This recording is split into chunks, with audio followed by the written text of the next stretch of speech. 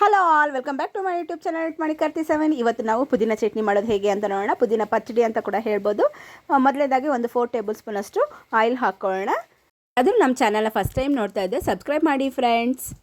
ಏನೇನೋದು description ಕೊಟ್ಟಿರ್ತೀನಿ, check ಮಾಡಿ. Table spoon ಅಷ್ಟು ಜೀರಿಗೆ, 50 ಗ್ರಾಮ್ ಕಡಲೆ ಬೀಜ, ಬಿಡಿಸಿರೋ ಬೆಳ್ಳುಳ್ಳಿ ಒಂದು ದೊಡ್ಡ ಗಡ್ಡೆ, ಹಾಗೆ ಖಾರಕ್ಕೆ ನಾನು ಒಣಮೆಣ್ಸಿನ್ಕಾಯಿ ಹಾಕ್ಕೊತಾ ಇದ್ದೀನಿ. ಒಂದು ದೊಡ್ಡ ಸೈಜು ಈರುಳ್ಳಿ ಹಾಕ್ಕೊಂಡು ಎಲ್ಲ ಚೆನ್ನಾಗಿ ಫ್ರೈ ಮಾಡ್ಕೋಬೇಕು. ಹಸಿಮೆಣ್ಸಿನ್ಕಾಯಿ ಆದರೂ ಹಾಕ್ಕೋಬೋದು, ಒಣಮೆಣ್ಸಿನ್ಕಾಯಿ ಆದರೂ ಹಾಕ್ಕೋಬೋದು.